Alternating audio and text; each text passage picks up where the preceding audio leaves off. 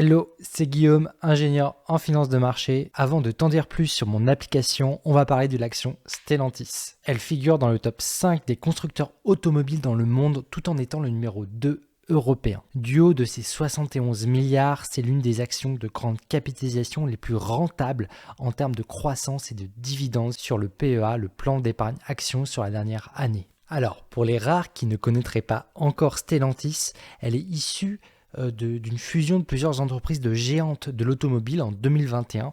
Elle commercialise aujourd'hui 13 marques, principalement assez grand public, avec Peugeot Citroën, Fiat Chrysler, avec quelques modèles haut de gamme quand même, jusqu'à luxe carrément. On a DS, Jeep, Dodge et Maserati. En termes de chiffre d'affaires, elle vend 55% de son chiffre en Europe, 30% aux USA, 10% en Amérique latine et 2% en Asie-Pacifique. L'action Stellantis aujourd'hui affiche une performance de plus 89% en 1 an et 3 mois, le tout en versant un juteux dividende de plus 7% historiquement. C'est très impressionnant. On voit ici les synergies qui commencent à porter leurs fruits pour ce groupe, le tout en commercialisant des voitures dans un mix thermique et ou électrique pour adresser les marchés en tendance. Alors mi-février, Stellantis a publié ses résultats et ils sont bons avec 190 milliards de chiffre d'affaires, soit plus 6% quand même, et 18,6 milliards de bénéfices nets, avec un effet prix positif et un effet volume aussi positif, ce qui montre la capacité de Stellantis à vendre davantage de modèles et plus cher. C'est vraiment très encourageant qu'une entreprise est capable de passer cette année clé comme 2023 avec de si bons résultats. C'est une progression quand même à 2 chiffres sur ses bénéfices, avec une marge acceptable à 12,8%, légèrement en dessous des attentes, mais qui reste au-dessus de ses principaux concurrents, d'un facteur parfois x2 carrément. Je pense ici au géant General Motors, donc un US, ou Ford aussi, qui est une référence dans les constructeurs automobiles. Alors on peut expliquer la petite baisse de marge contre l'attendu, c'est certainement suite à des investissements en recherche et développement sur l'électrique, notamment avec de l'IA, sur notamment les modules de conduite autonome. Donc pour moi, c'est acceptable parce que c'est pour concevoir leurs produits de demain. Donc aujourd'hui, c'est une bonne performance à mon sens que Stellantis nous délivre, le tout avec un bilan qui est solide. On a quand même 61 milliards d'euros de liquidités industrielles disponibles, dont 12,8 milliards cette année de cash flow généré l'an dernier, ce qui fait quand même plus 18%, voire plus 19% de progression, donc ça c'est impressionnant.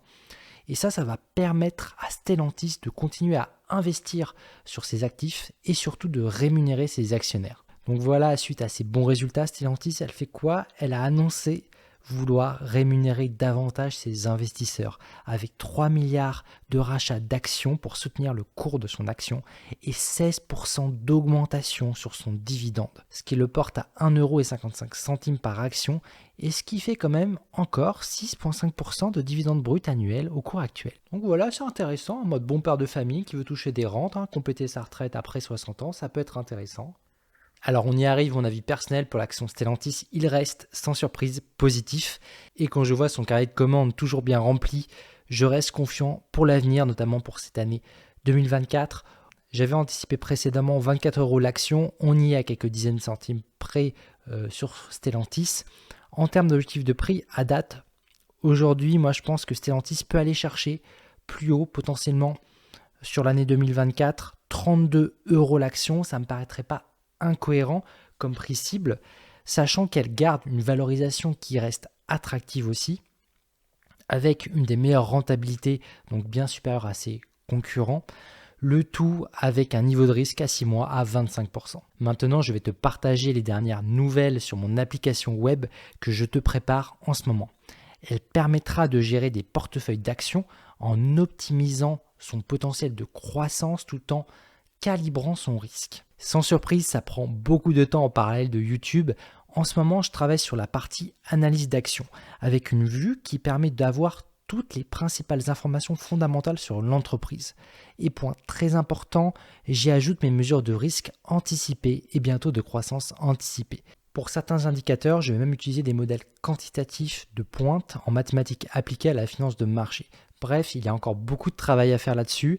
Je ferai une démonstration à la fin de mon live privé ce samedi qui arrive, le 24 février à 14h, car comme chaque mois, je fais un point sur la macroéconomie avec mes secteurs et industries préférés. Je partage surtout mes actions du moment où je sens qu'il y a le meilleur potentiel.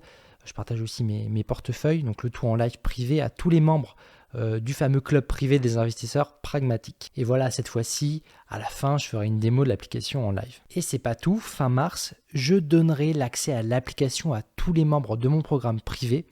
Donc si toi aussi, tu veux apprendre avec moi à construire ta propre stratégie d'investissement pour faire croître ton patrimoine avec ma formation, Investir avec pragmatisme, et que tu veux bénéficier de notre communauté privée avec mes lives mensuels, mes portefeuilles partagés et bien sûr avec en ce moment l'accès en avant-première à mon application.